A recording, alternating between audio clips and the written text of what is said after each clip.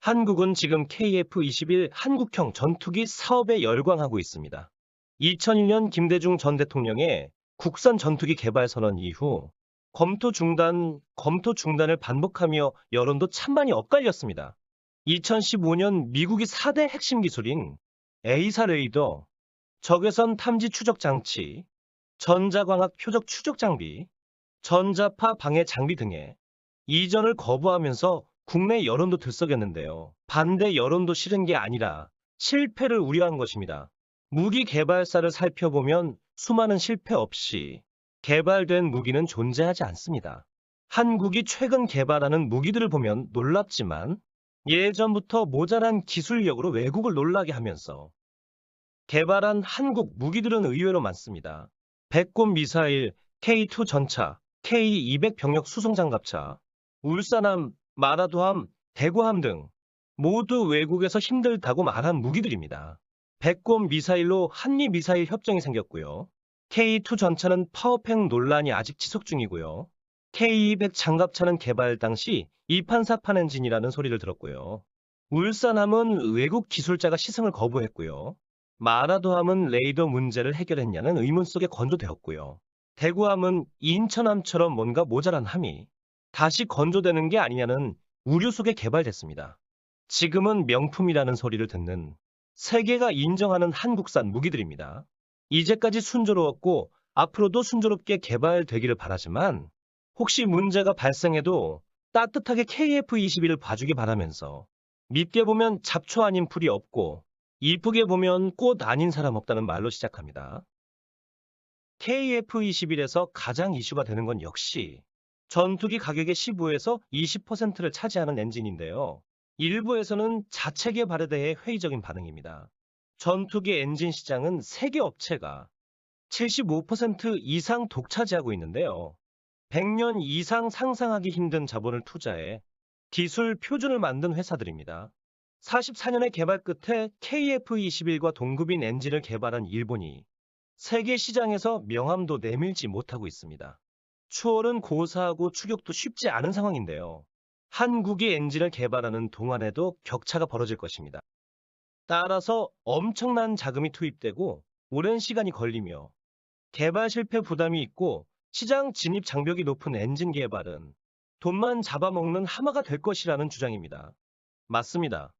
엔진 개발을 단순히 경제적인 관점에서만 본다면 경제성이 희박한 것이 맞습니다. 하지만 엔진 개발은 정치적, 군사적 가치가 큽니다. T-50을 우즈베키스탄에 수출하려던 때 미국이 영향력을 행사해 4억 달러 규모의 수출이 무산됐는데요.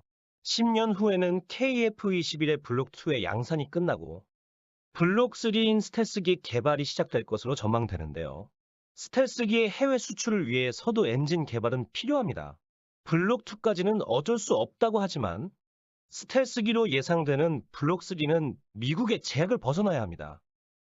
한국의 수출 예상 국가는 중동, 동남아시아, 남미인데요. 그 중에서 시장이 가장 큰 중동은 미국이 F-35 수출을 거부하고 있는 만큼 한국의 수출에 제동을 걸 가능성이 있습니다. 장기적인 KF-21의 진화를 위해서 수출돼야 하고 미국의 제약에 걸리지 않기 위해 엔진은 개발해야 합니다. 요소수 사건에서 보았듯 세계는 점점 자국 중심의 공급망을 재편하고 있습니다. 요소수는 진입 장벽이 낮아 해결이 가능했지만 첨단 장비는 단기간 해결이 불가능합니다. 따라서 핵심 기술들은 경제성을 떠나 개발해야 합니다. 게다가 전투기 외에 선박, 헬기에도 사용할 수 있으니 활용 방안을 넓히면 이득이 될 수도 있습니다.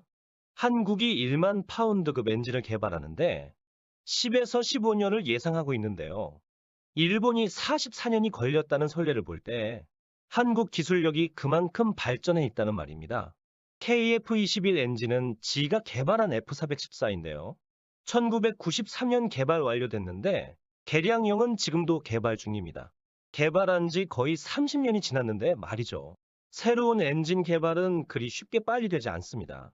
라팔 전투기 엔진과 동급으로 여겨지는 F-50의 F404 엔진은 1978년 개발돼 아직도 무난하다는 평을 받습니다.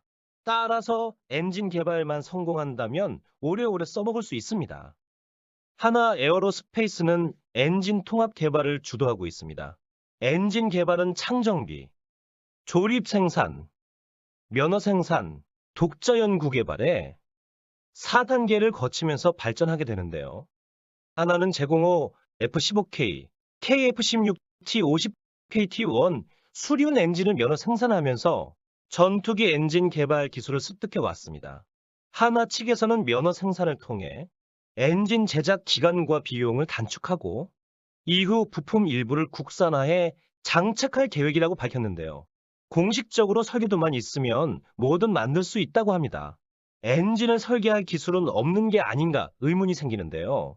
하나 측 관계자에 따르면 3대 메이저 회사들과 항공기 엔진 개발, 생산, 사후 서비스를 하는 국제 공동 개발 프로그램 계약을 체결하고 있어 당장이라도 고성능 전투기 엔진 개발이 가능하다고 합니다. 다만 개발비, 생산 설비 등에 투입되는 투자금 회수가 불투명하고 고객사가 경쟁사가 되면 일감을 잃어버리게 됩니다. 따라서 이득보다 손실이 많아 국산화하지 않는다고 주장합니다. 손실 보전을 해준다면 개발할 수 있다는 말인데요. 2022년 1월 산업통상자원부 장관은 첨단 엔진 개발을 적극 검토하고 있다고 밝히며 자본과 기술 진입 장벽은 높지만 성공 시 장기적으로 안정된 수익이 보장되고 양질의 일자리를 창출할 수 있다며 육성을 위해 최선을 다할 것이라 말했습니다. 정부의 자본적 보조와 하나의 기술력이면 조건은 다 갖춰진 것 같습니다. 하나는 스텔스 무인기인 가오리 X의 엔진을 개발하고 있는데요. 5,500파운드급 터보팬 엔진으로 알려져 있습니다. 2020년 국방과학연구소는 스텔스 무인기를 개발 중이며 약 70% 기술 수준에 도달했다고 밝혔는데요. 2022년 6월 14일 대한항공은 차세대 스텔스 무인기 개발센터를 개설하고 가오리 X2 개발을 시작했습니다. 가오리 X1 개발이 완료됐으니 2를 개발하겠죠. 따라서 5,500파운드급 엔진 개발은 성공한 것으로 보입니다. 5,500파운드급 엔진은 1,050파운드급 엔진인 해성 미사일의 SS-760K 엔진을 기초로 2013에서 2018년 개발했는데요. 2018년 개발은 완료됐지만 실증기 제작 및 검토에 4년의 시간이 걸린 것으로 보입니다. 가오리 X1은 마하 0.5 이하 최대 3시간 비행이 가능한데요. 가오리 X2는 마하 0.8, 10시간 채공 가능하게 개발할 것으로 알려졌습니다. 엔진은 5,500에서 10,000파운드급이라고 보도됐는데요. 이미 5,500파운드급의 개발을 성공한 것으로 예상돼 8,000에서 10,000파운드급 엔진일 가능성이 높습니다. 전문가들은 5,500파운드 엔진을 바탕으로 애프트 버너를 장착해 최대 8,000파운드급 엔진을 개발할 것으로 예상하고 있습니다. 2020년 산업자원통상부와 방위사업청은 국방과학연구소에서 미래 국방무인기용 고성능 터보팬 엔진 개발을 위한 업무 협약을 체결했는데요. 2025년까지 예산 880억 원을 집중 지원하기로 했습니다. 5,500파운드면 KF-21의 22,000파운드에 비해 턱없이 낮아 보이는데요. 아직도 운용 중인 제공호의 드라이 추력이 3,500이고 애프터 버너 사용 시 5,000임을 감안하면 드라이 추력 5,500파운드인 엔진도 상당한 수준의 엔진임을 알 수 있습니다. 그리고 최종 목표인 글로벌 호크 무인기의 최대 추력이 7,600임을 감안하면 무인기 엔진에 있어서 세계 최정상급에 도달해 있음을 알 수 있습니다.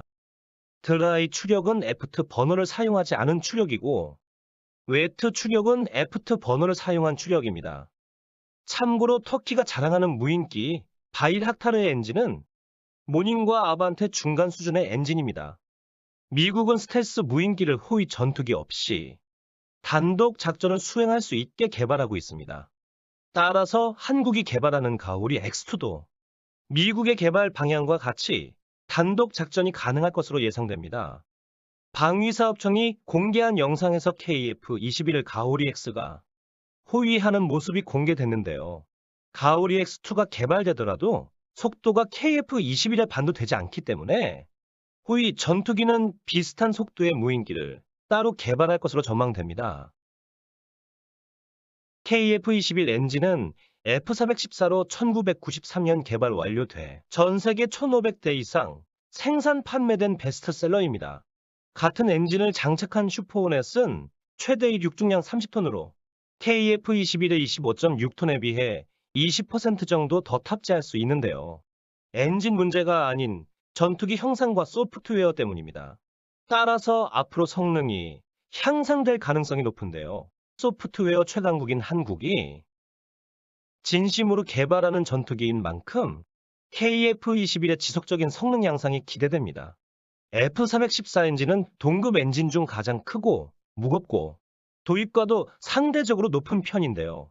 운용 수명이 길고 안정적인 유지 보수가 가능하며 지속적인 개량 사업이 진행되고 있는 이점이 있습니다.